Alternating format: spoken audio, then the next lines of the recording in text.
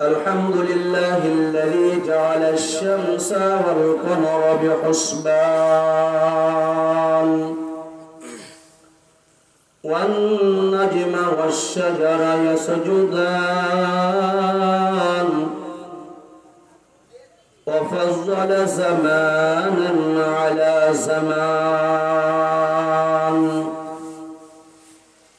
كما فضل مكانا على مكان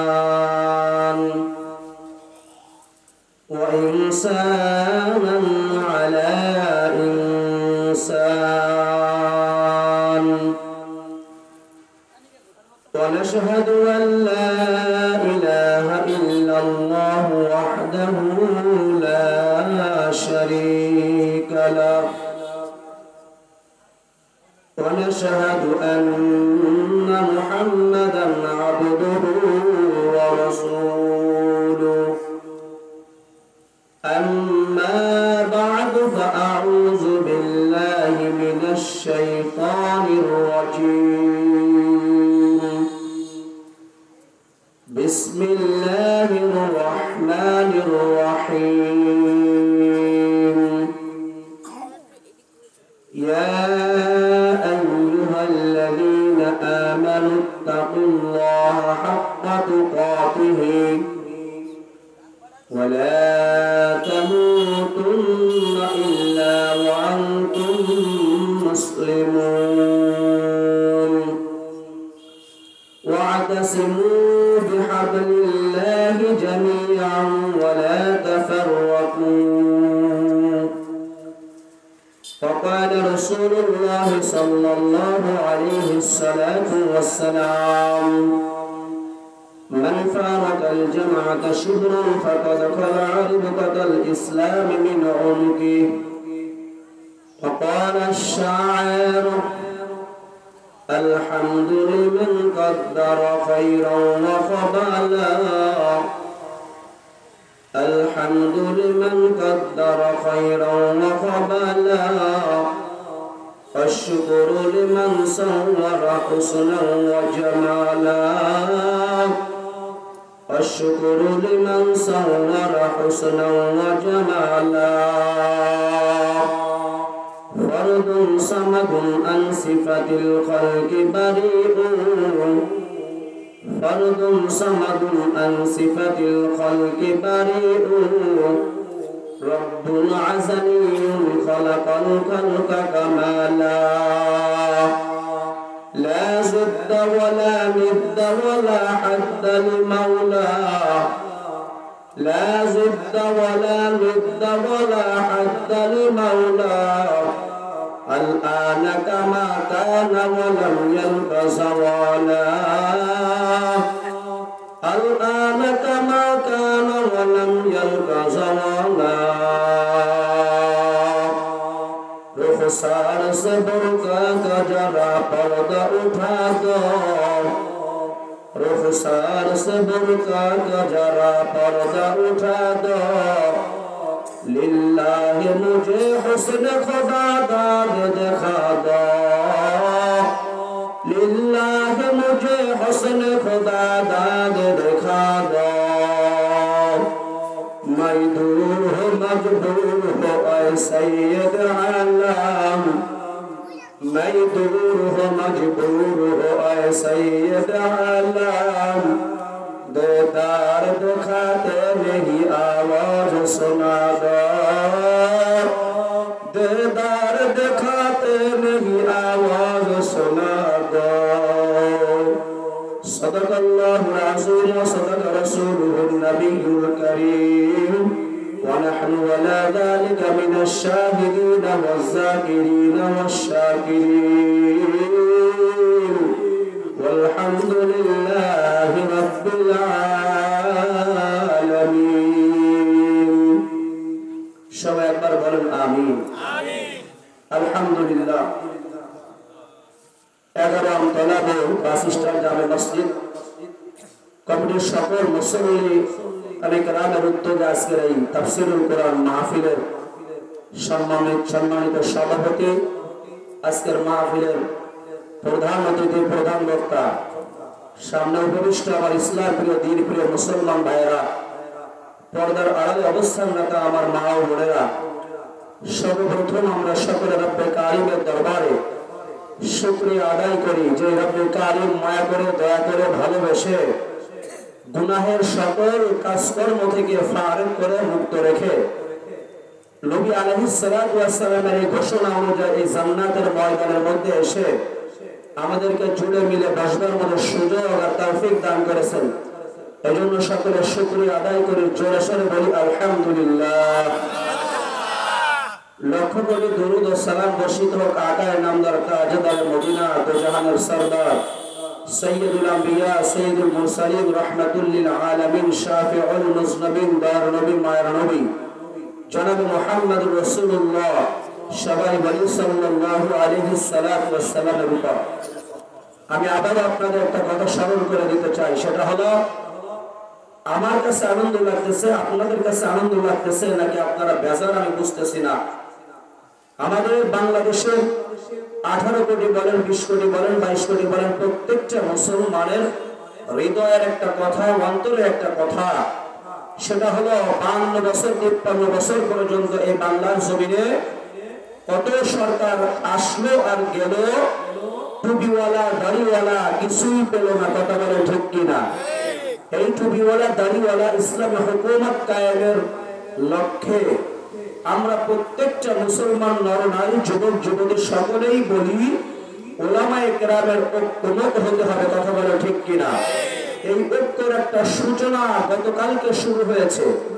এই ঐক্যের যে সূচনা গতকালকে শুরু হয়েছে, এই ঐক্যের সূচনাকে আপনারা কি সাধুবাদ জানান কি জানান না? সবাই বলেন আপনারা খুশি নাকি বাজার?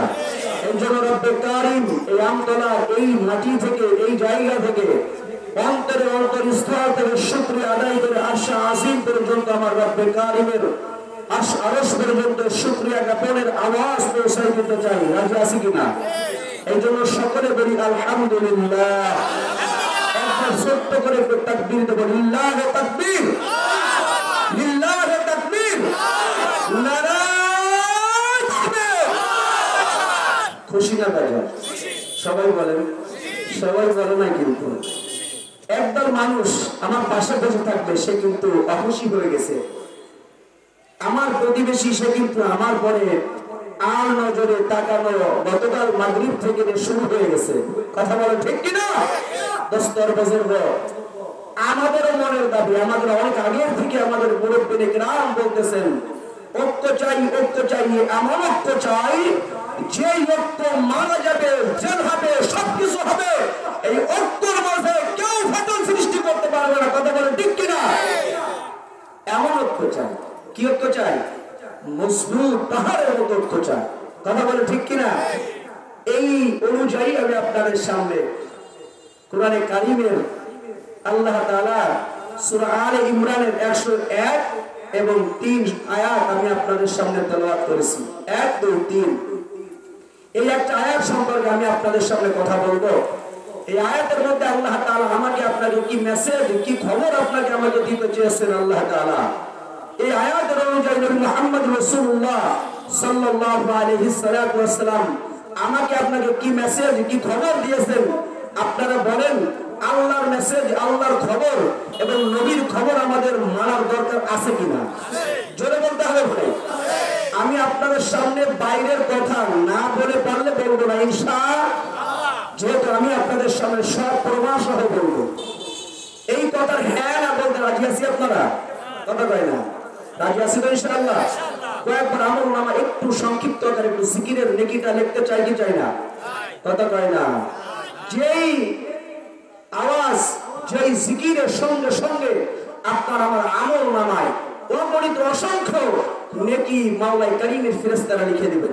অন্তর অন্তরস্থল থেকে কয়েকবার একটু বলে ফেলি লা ইলাহা ইল্লাল্লাহ, লা ইলাহা ইল্লাল্লাহ, লা ইলাহা ইল্লাল্লাহ, লা ইলাহা ইল্লাল্লাহ, লা ইলাহা ইল্লাল্লাহ, লা ইলাহা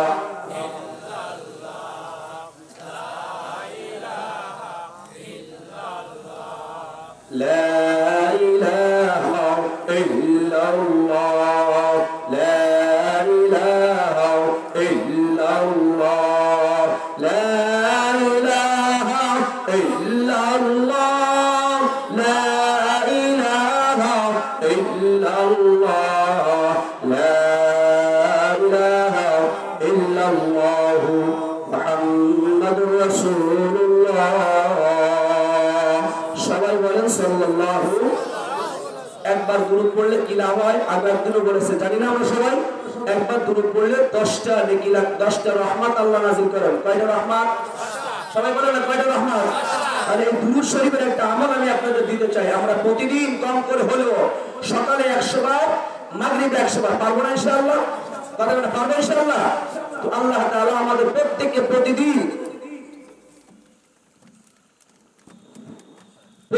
আল্লাহ তাআলা আমাদের সকলকে এই দুরূদের আমলটা করা তৌফিক দান করা। সকলে বলি আমিন। এবং প্রত্যেকটা দিন আমরা চলবো ফিরবো লা ইলাহা ইল্লাল্লাহ বলবো। কি বলবো বলেন ভাই? কেন বলবো? আমি আপনাদের হাদিস শোনাই। মান কানা আখিরু কালামিহি লা ইলাহা ইল্লাল্লাহ ফাদাখালাল জান্নাহ।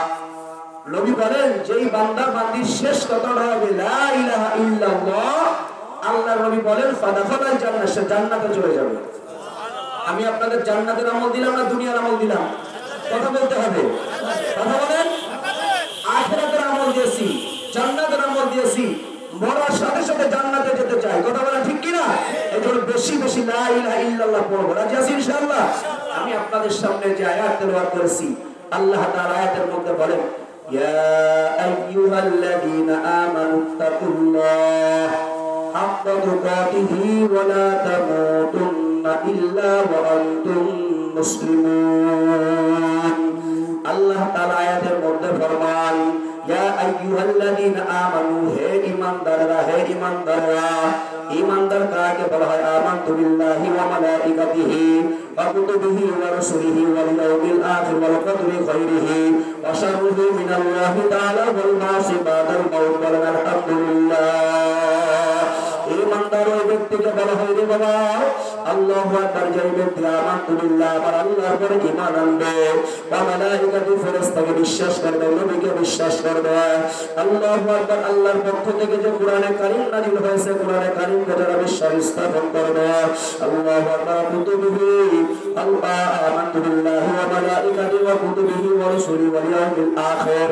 এবং কাল কিয়ামতের ময়দানে আমার আপনার কি করা লাগবে? আল্লাহু আকবার। হাসরের ময়দানে আমার উঠা লাগবে, বিচার হবে। এক কথা